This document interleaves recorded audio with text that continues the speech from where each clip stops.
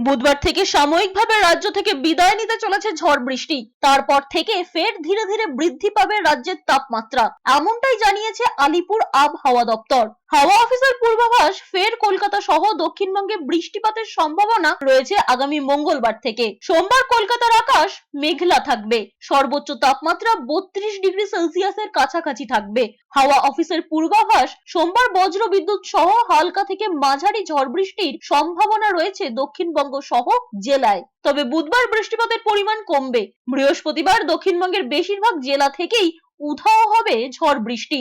বৃষ্টিতে ভিজতে পারে শুধু পুরুলিয়া, পশ্চিম মেদিনীপুর, পশ্চিম বর্ধমান, মুর্শিদাবাদ এবং বীরভূম। শুক্রবার থেকে ওই জেলাগুলোতেও বৃষ্টিপাত বন্ধ হবে। আগামী কয়েকদিন বঙ্গের তাপমাত্রা একটু একটু করে বৃদ্ধি পাবে।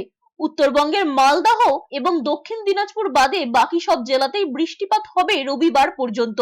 সঙ্গে ঘন্টায় 30 থেকে 40 কিলোমিটার গতিতে ঝোড়ো হাওয়া বইতে পারে।